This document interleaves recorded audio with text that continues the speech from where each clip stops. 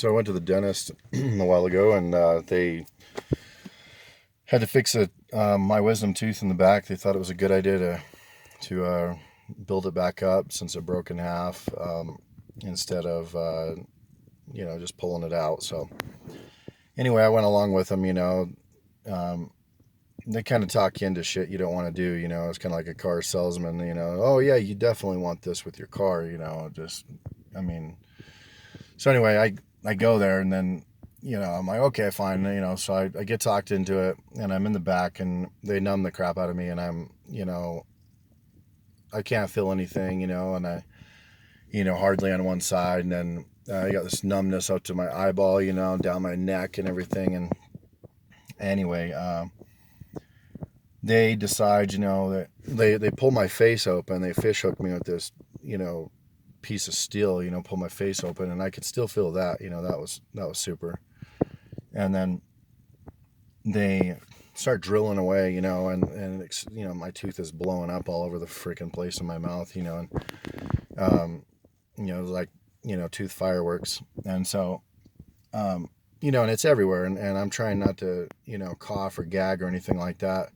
And that's a pleasant smell too, coming out of your tooth, right? You're like, yeah, I brush it in mouthwash, I swear to God, but like something crawled in your tooth and died, right? So anyway,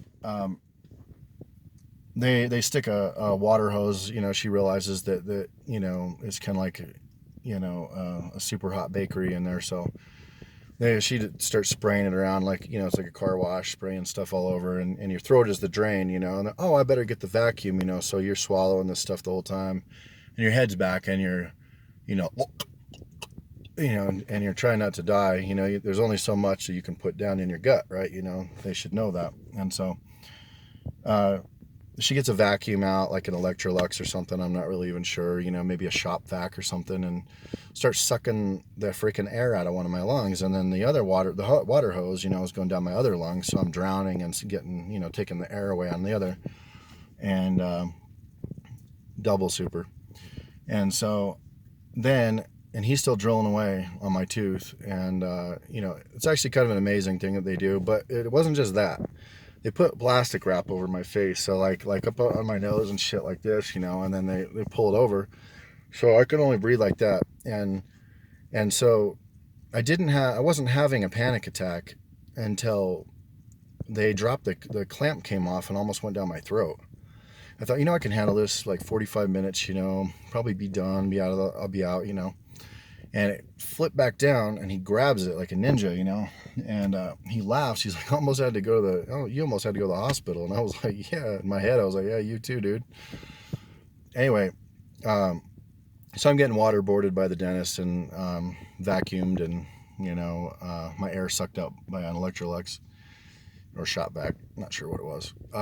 Then he's drilling away and stuff like that. And so and then there's like pieces of tooth that are in the back of the throat, and you can feel them.